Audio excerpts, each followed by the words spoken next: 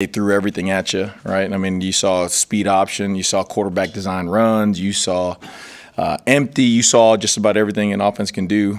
So the style of play very similar to what we are going to see, especially the next couple of weeks. So it was great to get on the grass and have the guys go through that different kind of adversity, so that way we can see all the different ways people are going to attack us and then work on the things we need to work on. So. Did they catch you off guard with anything on that first drive? No, it was usually you come out with scripts, so it looks like they had a script in there. The biggest thing was the tackling. I mean, there's so many yards after contact, and where you're getting them into 2nd and 7 and 2nd and 8. Now they're in 2nd and 5, 2nd and 4, which leads to 3rd and 2, 3rd and 3. You know what I mean? So when you go back and look at the tape, you see us making contact or stopping the ball carriers, around the line of scrimmage a lot, for a yard, 0 gain, 1 or 2 yards. But then they're just bleeding you, falling forward. We're overrunning the ball, and now a run that goes for 1 yard is now going for 4 and 5. You know what I mean? So again, great things to not great at the time, but great things to know how to what to improve on and approach from here on out. Seen an offensive Say again? Have you seen an offensive drive that long before? Yeah, I mean, I remember when we were at San Diego State playing like those Triple Army, they have 14, 15, 16 play drives like that. So, but again, a lot of times the third downs are shorter. Which then they got the advantage on 3rd and 2, 3rd and 3 between running it and or being able to pass the ball. So. We gotta make sure that we're doing what we're supposed to be doing in terms of tracking our near hip and playing with dominant contact. So you'll get Jamari Butler back this week and Mackay for a full game. What does that give your defense to have kind of that full unit back together again? Yeah, I mean both those guys are making plays, and probably more importantly they bring in a little edginess as well. So with those guys coming back, and then the things that we did not do well last week. You can bet that everybody, the guys out there running around, they know and they want it. So it was just a matter of now let's practice through the things that we're going to run in the game, and make sure that the standard is a standard every time we step on that field. So. Illinois' quarterback last year threw 10 interceptions. This year he's been really efficient through 3 games. What have you seen from him that has allowed him to make the improvements in his game so far? Yeah, I mean, you got the playmakers on the outside, right? So those guys are going up and getting footballs.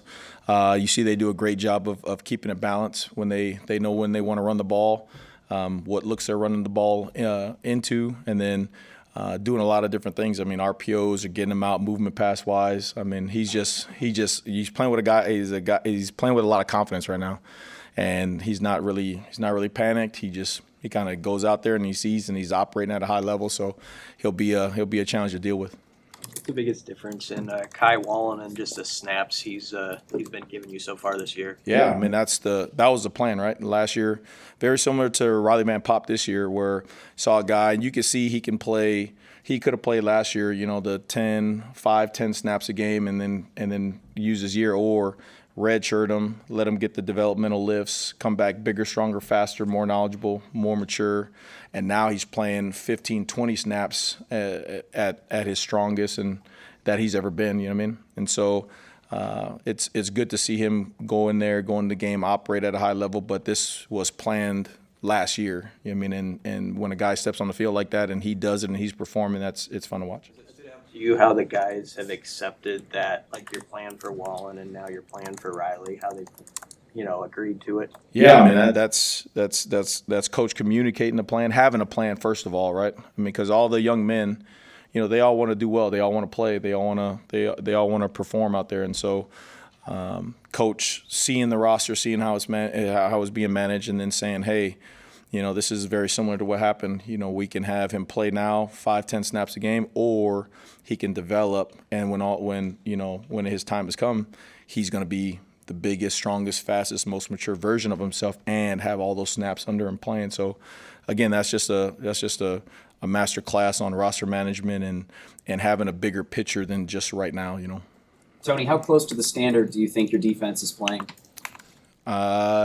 It's even when you win. I mean, and it's cool, right? It's a catch-22 because on one hand, you won the game, you held the team to 3 points. Who, I mean, they're a good football. They're gonna make some noise. They're a good football team, and you hold them to 3 points, you hold them to 4 yards of play, and all that kind of stuff, and yet you can feel that it wasn't as like exciting, you know what I mean? And the guy, and again, part of that is going back in there and say, hey guys, I know the standard wasn't met in terms of what we do, but let's understand in the grand scheme of things, I think everybody in here would have taken a 34-3 victory over a team like that. You know what I mean? Hands down, no ifs, ands, or buts. You know what I mean? Because we played, in my prior history, there's plenty of times where we played great and lost. You know what I mean? So the number one is to get the win, and then number two, it's what attitude are you going to have? Like, hey, we clean up these things, do the things we're supposed to do, and namely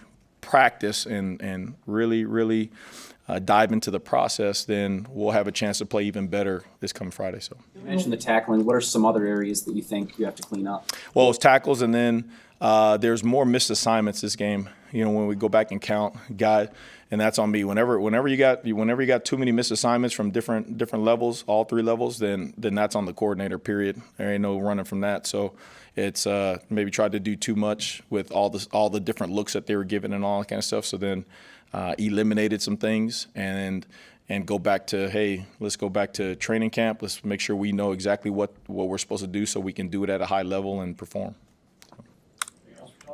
I know you guys are focused on Illinois Friday. It's also 400 consecutive sellouts. Just how rare is that in the grand scheme of college football to have something like that? Yeah, I mean, that's people, you know, again, when you're part of it, you don't know any better because this is all we know, right? All Nebraskans know. But I mean, you're getting. I go back to what I tell my colleagues and my friends back home is like, you know, we get 66,000 for the spring game, guys. That was more than almost every other place I've been when they were playing during the season. You know what I mean? And to go out there and see 90,000, and then that was my first time seeing the balloons. So that tradition was awesome and amazing. And then feeling the electricity from the fans, and when we take the ball away, and now you got all the crowd and doing the dance, and like it is something that's truly special, and you see it. I mean, you talk to the recruits and stuff after the game, and they're just like, wow, I've been to a lot of games, but it's like different, you know, it's just different. So again, that's just being part of, and really humbly saying it, that being part of something truly magical, truly special in Nebraska. How high of a level is Tommy Hill playing at right now? And how valuable is it to have a corner like that when you're playing 2 really good receivers? Yeah. We're kind of split on opposite sides. Yeah, I mean, anytime you got corners, I mean, that's the number one deal, right? When you want to play great defense, you got to be able to cover on the outsides, and you got to be able to rush the passer. So, you know, everyone is happy for Tommy just because of the adversity he's gone through. You know what I mean? Since his time here, and the maturity aspect. You know what I mean? Like, not only is he doing good things on the grass, you know, for his teammates and for himself, but he's doing a lot of great things off the field. You know what I mean? Where you see the maturity, you see the growth, you see him loving being around the guys, you see him just kind of handling business. So those are the things that you really take back to what Coach is saying about culture and process. Those are the things, the Tommy Hills and how far they've come. You know, those are the things that of how you measure culture and process. Tony, what about Steph Thompson? And Yeah. what did you see out of him when he stepped up for you guys last week? Yeah, I play well. I mean, play well.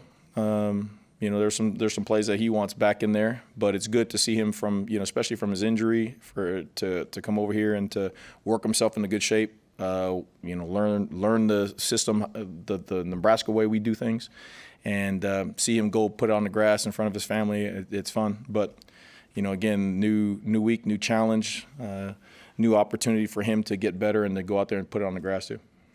So, Thanks, Tom. thank you, everybody.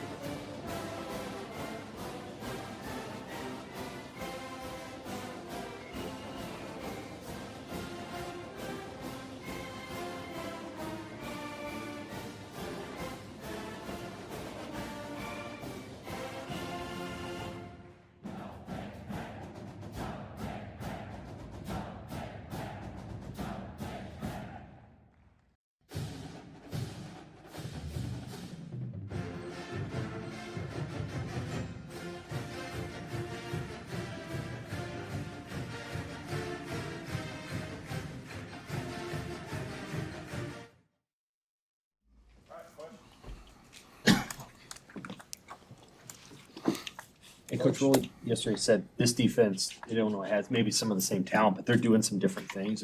What are you seeing on tape, and what challenge should they provide? I think they're very talented. They got some guys on the back end that's played a lot of football. Their linebackers have played a lot of football. They got a very physical and lengthy, front five that they play with. It's going to be tough to move the line of scrimmage. So we got to be ready for a fist fight on Friday night when it comes in terms of running the football and trying to move the line of scrimmage. They're always going to have an extra hat in the box. They play a lot of man coverage. One of the things that that shows up is a little bit more zone this year than they played in the past. So it's something we've got to be ready for. But the scheme is excellent. The players are playing really well. They're taking the ball away. I think they're +9 turnover margin right now. So we have to come in ready for a fight. We got to be physical. We got to take care of the football. How do you kind of get Dylan ready to get adjusted to the physicality that the Big Ten brings? Not that non-conference play wasn't physical, but it's just to a different degree. I think we just talk about it. I think it's something that you have to experience. I don't think really any words I could give them would have you prepared for what it's going to feel like to go, play a Big Ten game and then play a stretch of Big Ten games. So I think that's just a layer of development that we're going to have to go through with all those freshmen, in the coming weeks. How'd Henry Latovsky play in your judgment? I thought he played well. I didn't expect him to play bad, so I don't want it to sound like that. He lived up to expectation. He's a physical guy. He's got strong hands. He's an excellent run blocker. He got out on the screen and got a knockdown on Carter's first screen. That was good to see in space. So I was very pleased with how he played. With the two quarterback look you had with Heinrich there on the field, what do you think of Heinrich's performance? Catching a pass, taking a handoff, he was kind of doing it all there. Yeah, we just keep working. Just trying to keep it's like writing a movie throughout the year, like the different ways that we can utilize Heinrich. Obviously, he's a very big, explosive athlete that can do many things. It was good to see him get out there, catch the ball. It was a pressure look, so there was a certain technique that needed to occur for him to get open, and he was able to do that because I think playing quarterback, he knew what it should, how fast it should happen and where he should be. So that was good to see. When you have a guy like that, how does that stress opposing defenses and just trying to game plan for somebody who can do all those things? I have no idea. I hope it stresses them a little bit, just having two quarterbacks out there on the field, because Heinrich can throw the ball, he can run the ball, he can catch the ball. So we're going to try to stress the defense as much as possible by putting him out there with Dylan and letting him do different things. Is it a deal with Carter Nelson and Ja'Cory where every week they can do just a little bit more than the previous week, or how's that sort of work? I think we're going to give them as much as they can handle. With young guys, you don't want to bog them down. Like, we don't want Ja'Cory, who's extremely fast, to be a second slower because he's thinking about a million different things. So, we're trying to make sure that they get in on plays, and it's not just getting the ball, just getting in and playing football, playing receiver, blocking, winning on the perimeter, things of that nature. So they've done a really nice job through the first 3 weeks. Rule mentioned that Aaron Henry, Illinois DC, likes to discover coverages or disguise coverages. Do you think that's something that Dylan is kind of going to do well with, or what do you tell the quarterback? Yeah, it's impossible to figure out what they're like in coverage. It's all going to happen post-snap. They do an unbelievable job. I'm not going to get into the details, but there's certain things that you can usually do to get a certain type, like if it's a man coverage or a zone coverage. With these guys, you can't. They're older guys that they played a lot of football, so they can do a little bit more. But all the identification of coverages is going to have to happen after the ball snap, which is really hard. What's your confidence level with the running game and the line play, given the physical nature of the games that lie ahead? I feel good. I think our offensive line is, to this point, it's done exactly what we've asked them to do. I like our running backs. I think we're making defenders miss at a higher rate. I think we got big backs that can run through arm tackles. So it's going to all work together in order to have a successful running game, not having a quarterback run game like we had last year. Not to backtrack, but was it encouraging Saturday, something that can happen maybe going forward, where you had that long time where they had the long drive, 16 plays, and your guys came right back and responded the way they did after sitting so long? Yeah, very pleased. That's for a young group that we have to go out there and execute the opening script and score a touchdown, and then sit for literally 20 minutes of real time and go back out there and do it again. I think that was a huge step for us from a maturation process on offense. I was really, really proud of them, and we literally just talked, sat over there, come up with some ball plays, and went out there and executed them.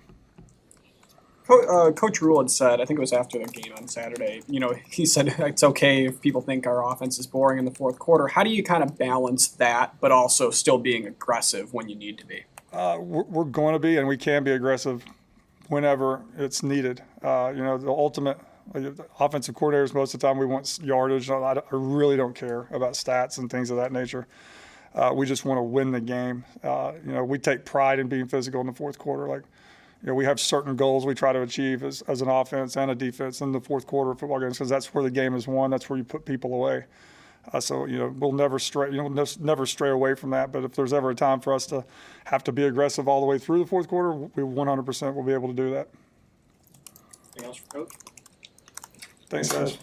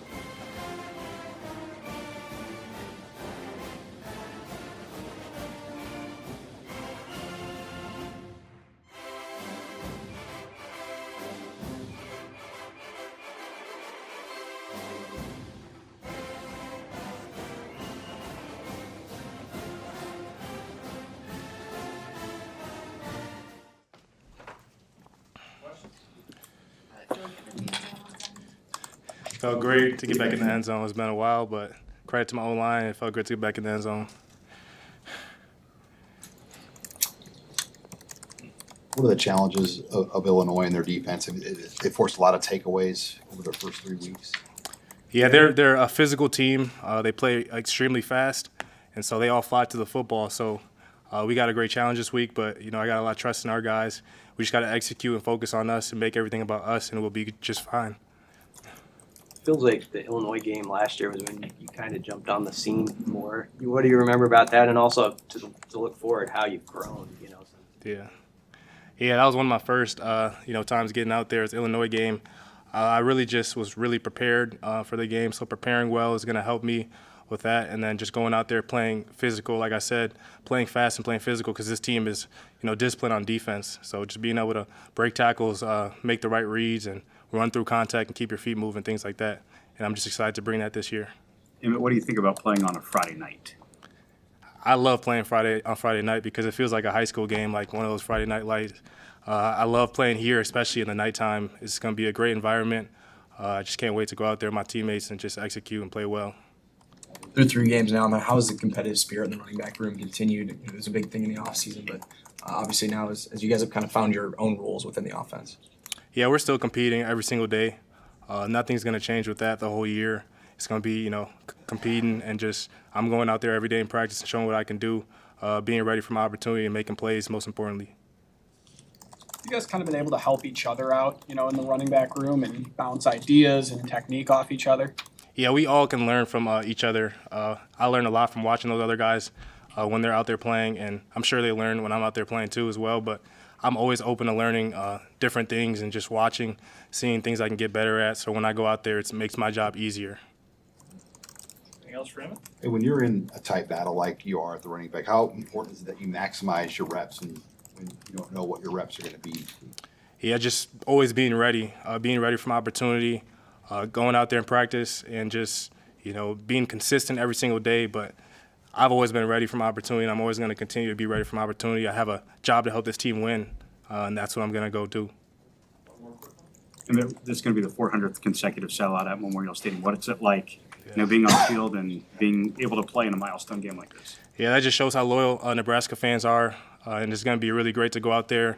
I know the fans are going to be loud and everything, but we just got to go out there and play Nebraska football and get a win for the 400th. That'll be great. All right. Thank you, Emmett. Appreciate you guys.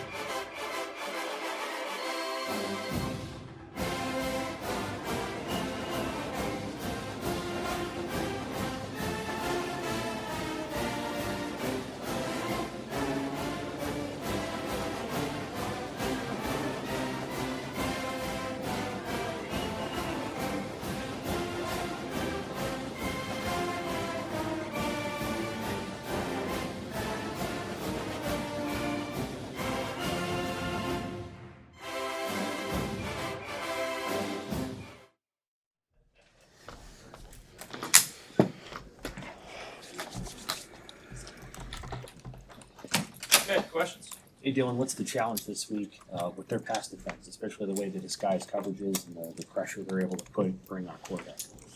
Yeah, we gotta make sure our guys are in the right spots and that my eyes are in the right spots, and it's just gonna come down to who executes better this week and who's more physical, and it's pretty simple, and that's how we're gonna just attack. Dylan, it's sellout number 400. Do you remember your first Husker game you attended? I do, yeah, I do. Never gets old walking in that stadium when it's sold out, and I know we're gonna need them extra this game, so I know they'll show out. What was your first game you went to? I don't remember who they played, but I was a little baby, and I just remember after the game rolling around in the end zone. That's all I really remember. Coach Rule mentioned, like you texted him Sunday morning with some things you could improve on. How much of a jump do you like to get, like even after a game, on like what happened and moving the ball forward then? Yeah, just with the short week, I just wanted to move on from it pretty quick. I think it was important that I just woke up and watched the tape and graded myself and moved on from it. It's just you got a Friday game, and it's a great opponent that you're going to play, so you want to make sure that you can make it as close to a normal week as you can, just with one less day of preparation, but we'll be ready regardless. How have you kind of gotten yourself ready to play against a Big Ten team? It's just the same thing. Nothing really changes for our program on who we play. If we're playing team in the NFL to a team in college, it's the same process. So Coach Rule's done a great job of making us understand that, and everyone's bought into it. And yeah, we're just going to attack it as we usually would. What does this Illinois defense do that makes them so effective at taking away the football? Yeah, I think they're just physical and they fly around to the football. They're coached very well, and they played. A lot of them played together. So yeah, they're physical group. They got a lot of ball hawks in the secondary. So we just got to get ready for what they have coming. That mentioned with the way they disguise coverages, a lot of the reads have to be post snap. What's the challenge of that, having to read the defense after the snap? Yeah, I think it's a pre-snap, post-snap. It's almost every snap when you catch the ball as a quarterback. So nothing really new on our half. Coach Thomas has taught us make sure you confirm post-snap, and they do a great job of disguising. And hopefully we can pick it up and hit a big one or whatever we have planned. So yeah, it's nothing new. It's just sticking to our routine, like I said. Dylan, besides the play call you get in your headset, like what is the communication like in that headset for you? Like what are they telling you in that 20 seconds or so you get to hear the coaches talk? Yeah, it's just a play call, and we've had conversations about what else needs to be said, and it's really just, I think sometimes if it's too much, it's not good. You want to make sure you can see it and process it yourself, but Coach Sat does a great job of knowing when to, kind of chime in and let me know what's going on. But for the most part, it's just a play call and any alerts that we have. And, yeah, he does a good job. Overthink it, basically. Yeah, just play, run the play. Got a lot of veterans on that O-line and some of those wide receivers. How useful is that, like in game, even after a series, just talking it through with guys that played a lot of college football?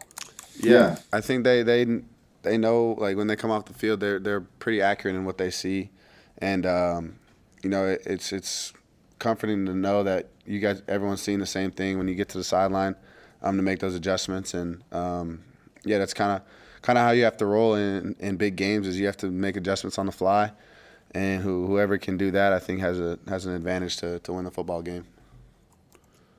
Anything else for Dylan? Sat said that there's only so much he can tell you about the physicality of Big Ten play, that you just kind of have to experience it. Is there anything you can do to prepare for that experience coming up? Just watch the tape. I think that's, it's going to be physical 9 games that we play. It starts Friday. But, like going back to what I said, it's everyone's preparing the same way that we have for UTEP, Colorado, and UNI. Everything's been preparing us for this moment, and I know our guys will be ready to answer the bell. All right. Thank you, Dylan. Thank you.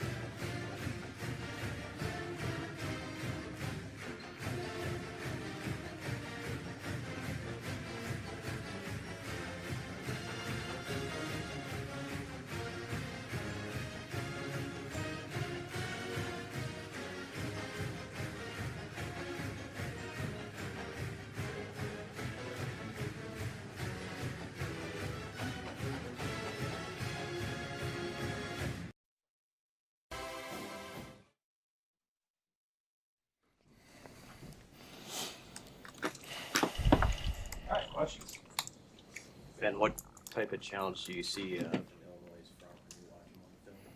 Yeah, I think it's gonna be a physical game. You know, they're gonna line up with 5 guys on the ball most of the time, so it's gonna be like a lot of man-on-man blocks, and it's gonna be a lot of will on will. What do you remember about that week last year? You guys had to play them on a short week after the Michigan loss, and it was kind of, I mean, a big turning point, and our coach ruled it for you guys to have to come out there and get the win on the road. Yeah, we talked about that today. Last year it was a lot of it was like our get-back game after a loss. We go and we had a lot of hard work on that week and leading up to that game. And this week we're going in now. We talked about it being about pride and just continuing what we're doing and building on our process and really doubling down on it. And I think that's what we got to focus on going in this week. No Sunday scrimmages this year? Oh, no. You tell Henry was eager to get back into the role he has right now for you guys after he had that little injury in camp?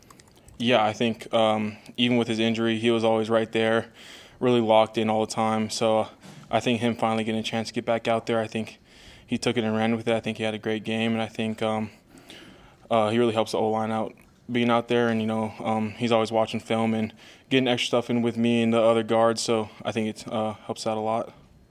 I know you were impressed with Dylan throughout the offseason, but just through the first 3 games, what stood out about how he just kind of handles what he sees out there on the field? Yeah, I think his poise out there was great. I think, you know, seeing the defense and not always reacting, but like we were just in attack mode, you know, and I think he does a great job on making sure that we're on the right page on what he's calling and what Coach Sad is calling, and I think he does a great job out there. Anything else for Ben? Okay. Thanks.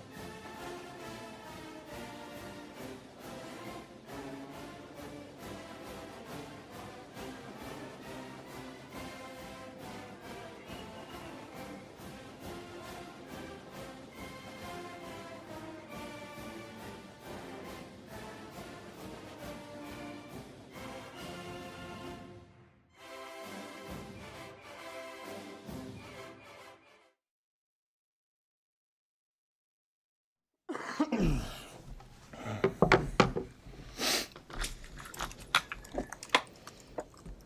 right, questions for Ty?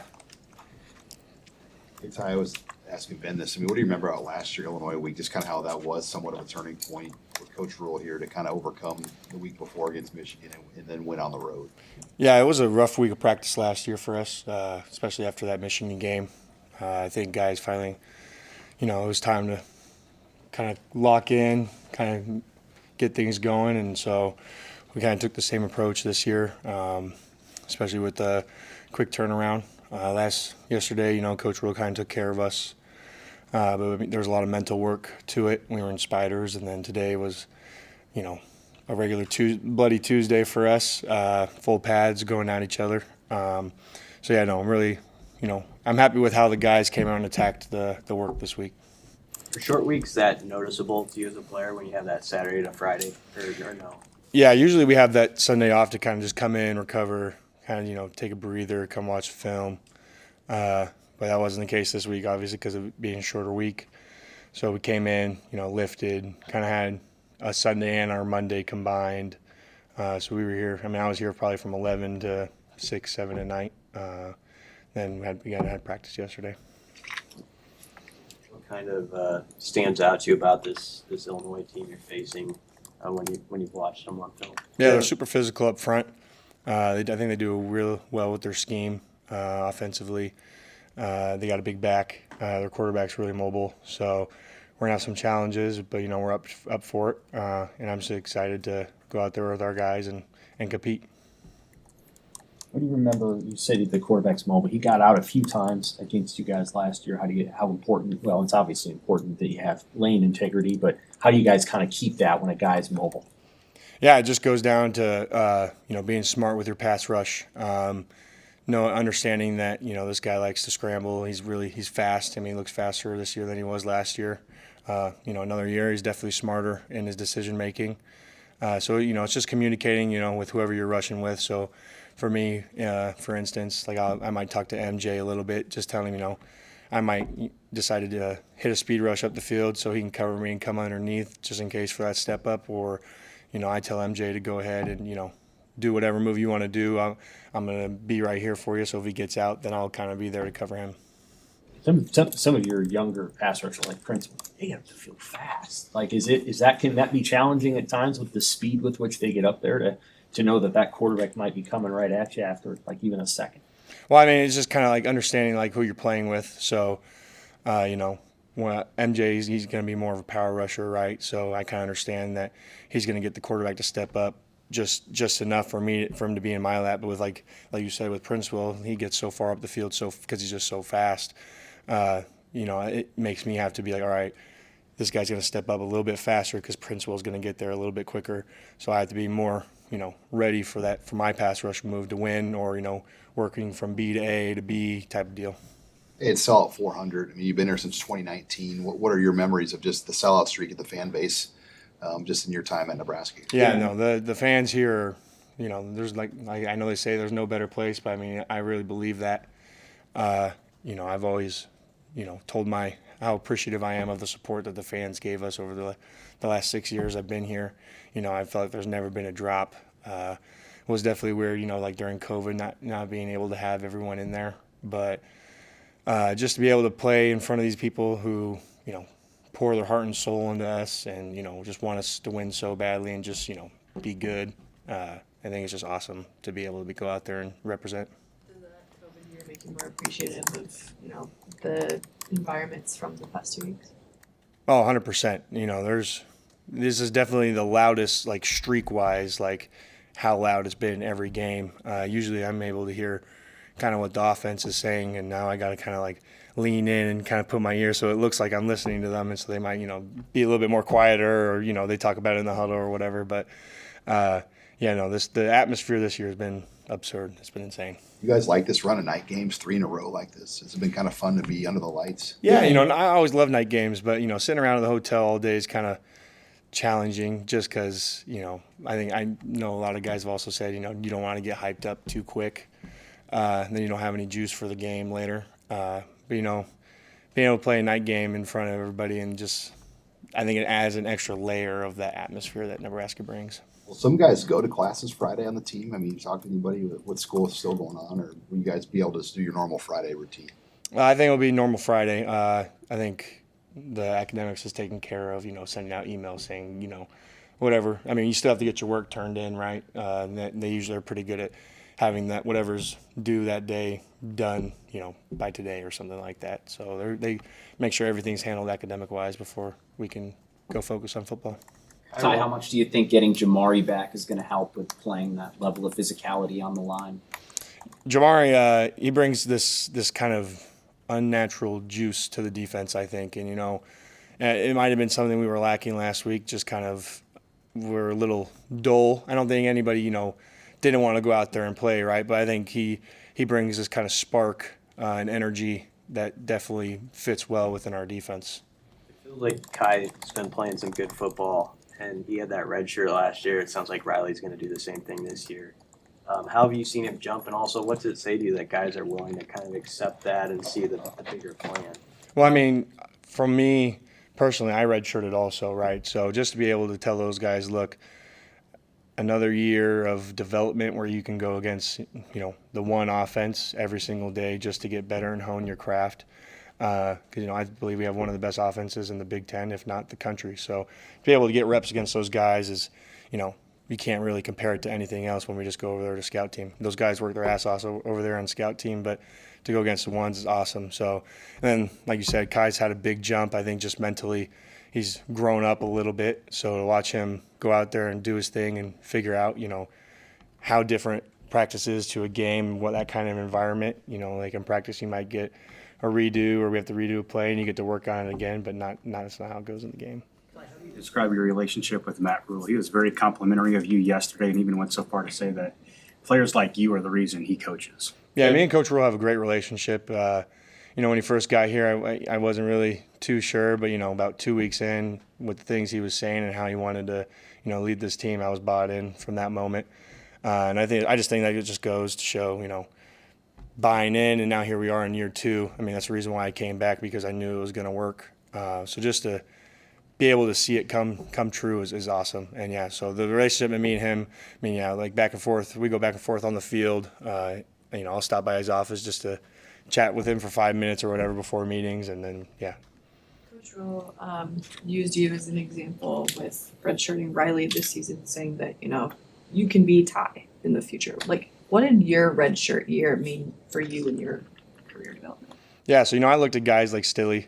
Stilly was a big mentor to me when I first got here. Really taught me, a lot of my football IQ from that young age and kind of helped me mature quicker so I could become a part of that, 2 deep or whatever, to go out there and be, useful for the defense.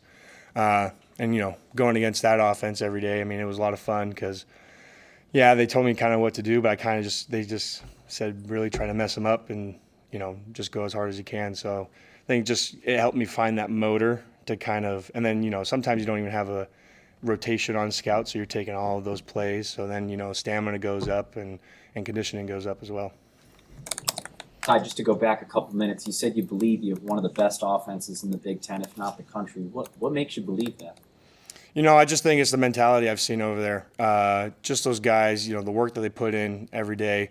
Going out, we start with practice with team compete, and, it's almost like a game-like situation. Guys are going 110% against each other. So it's almost like, we're getting extra game reps during the week before we even get to the game. Anything else for Ty? Hey, there was a video of you kind of, with Jack Potenza. Yeah. Do you sometimes forget how big you are? Yeah, I was just juiced. I was pretty pumped that, we blocked that field goal. And, in the hotel, we do this little neurocharge thing, and we kind of do that same, jump in the air and body slam each other. And, yeah, no, I was just juiced. I didn't even know I knocked him over, to be honest. I ran all the way down the sideline to go back to our side of the bench, and he came over and had a few choice words for me after the fact, and I was like, I didn't even know. I'm sorry. I didn't even know. So, yeah, no, we decided just to keep it to a handshake last week. Okay. Thanks, Ty. Thank you.